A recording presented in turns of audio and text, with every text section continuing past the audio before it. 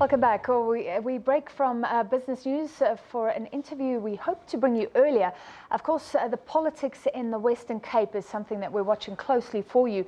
The ANC in that province wants the city of Cape Town now to be put under administration, it says.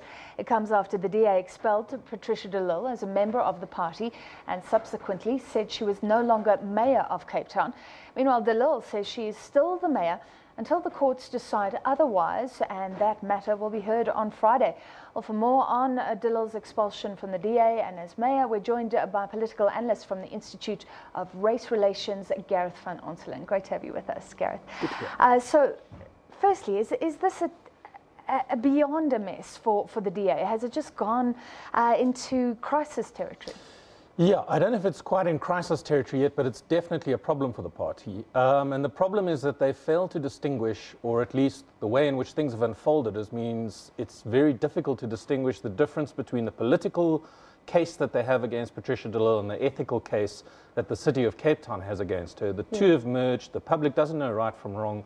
The whole thing is a mess, and it's very difficult to control your brand and reputation in that environment. So we ran a poll yesterday, and the vast majority of people said that this was an own goal on the part of the DA.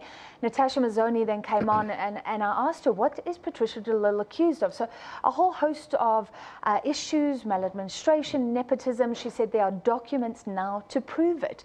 But is that the problem, that people, it seems just not tangible enough what she's supposed to have done?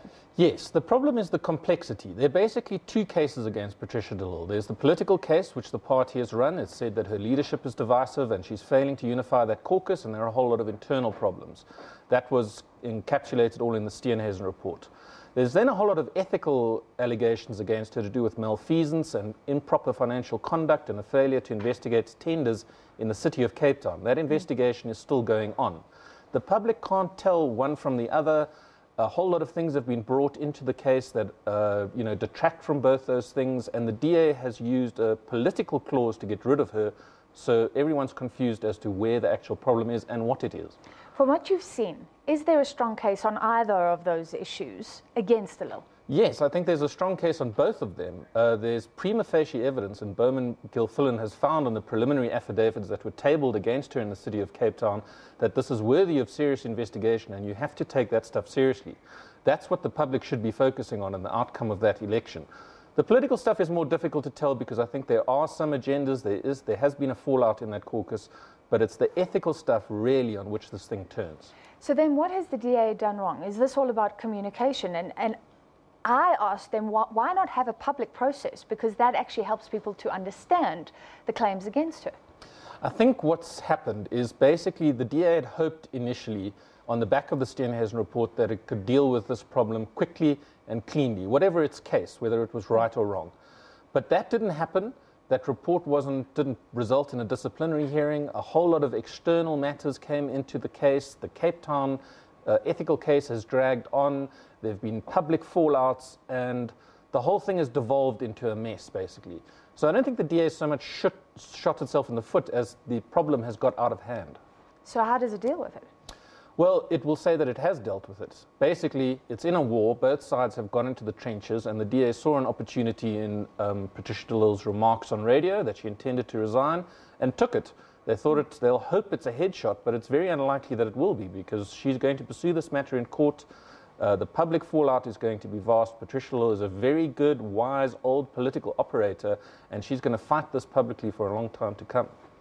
Okay, so now the ANC has entered the fray, saying that it wants the city placed under administration. Is that even possible? According to what I've seen, it's actually the province that should place the city under administration, which is DA run. Yes. Look, I think the ANC's I think the ANC can smell blood in the water and is basically trying to use every political mechanism it can to put pressure on the DA. It is true that the MEC for local government would make that decision as to whether the city was placed under administration or not. However, and I stand to be corrected, I think the National Treasury can also place municipalities under administration. So they might go that route. But either way, I think given the number of ANC municipalities that are beyond dysfunctional it's going to have a very hard case to make that the city of Cape Town deserves to be put in administration. All right, let's move to something else, because you've also commented on Mmusi Maimane. Firstly, I want to know if this is a leadership problem, if he has not taken the reins adequately, and you've, I think, criticized him for saying that the party should confront white privilege. Yes, I wrote a column today in which I said that the idea of white privilege is a very dangerous concept for a liberal party to use in an environment where racial nationalism is so strife. It's so badly defined that everyone has their own interpretation of what it means. Some people use it as a euphemism for inequality, some people use it as a euphemism for people's attitude to past injustices, and unless you very clearly define your terms, which is very difficult to do in such a highly charged racial environment, you're going to get yourselves into all sorts of trouble. It's also not liberal language, it's the language of the African National Congress, and it's a real problem for the DA to start advocating this kind of thing. But other analysts are saying, you know, the DA has saturated its core base, which is white voters.